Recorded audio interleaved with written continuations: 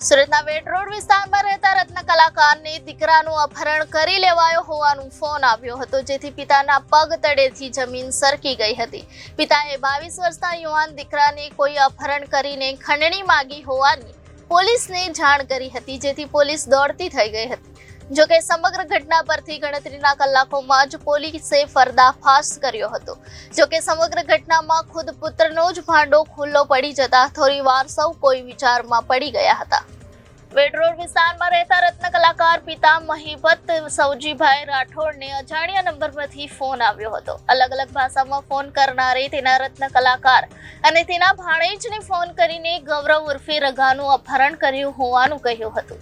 સાથે જે તે જીવતો જોઈતો હોય તો 4 લાખ જમા કરાવવા કહ્યું હતું. ચિંતામાં મુકાયેલા રત્ન કલાકારે તુરંત જ ગૌરવને ફોન કર્યો હતો, પરંતુ તેનો ફોન બંધ આવતો હતો, જેથી પોલીસ પાસે દોડી આવ્યા હતા. પોલીસે ઘટનાની ગંભીરતા દાખવીને તાત્કાલિક અલગ અલગ ટીમો બનાવી હતી. બાદમાં ટેકનિકલ સર્વેલન્સના આધારે 3 કલાકમાં સચિન નજીક બુડિયા ખાતેથી ગૌરવ ઉર્ફે રઘાને બાઇક સાથે શોધી કાઢ્યો હતો. બાદમાં પૂછપરછમાં ગૌરવે કબૂલાત કરી હતી કે તે જુગારમાં 2.5 લાખ રૂપિયા હારી ગયો હતો. માથે દેવું થઈ જતા આ પ્લાન ઘડ્યો હતો, જેમાં 10 દિવસ અગાઉ સિમ કાર્ડ ખરીદી તેના પરથી પિતાને ફોન કર્યો હતો.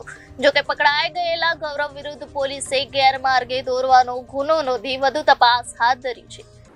18/5/2024ના આશરે 2 વાગ્યાના સુમારે અરજદાર શ્રી ભરતભાઈ રાઠોડ કે જેઓને એક અજાણ્યા નંબર ઉપરથી ફોન આવેલો કે તમારા દીકરાને જીવતો જોતો હોય તો આ નંબર ઉપરથી 4 લાખ રૂપિયા મોકલો, નકર તમારા દીકરાને મારી નાખશું.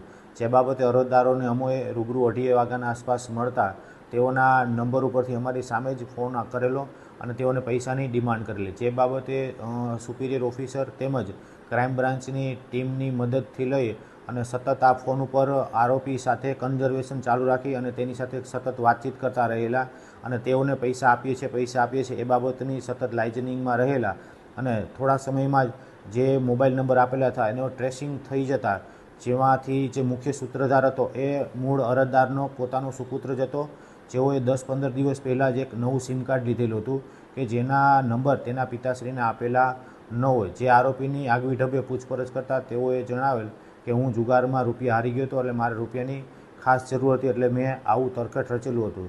જેથી કરીને ઉપરી અધિકારીઓના માર્ગદર્શન મુજબ પોલીસને ગેરમાર્ગે દોરવા બાબતની ગુનો રજીસ્ટર કરવામાં આવેલ છે અને હાલ આરોપીની અટક થઈ ગયેલ છે.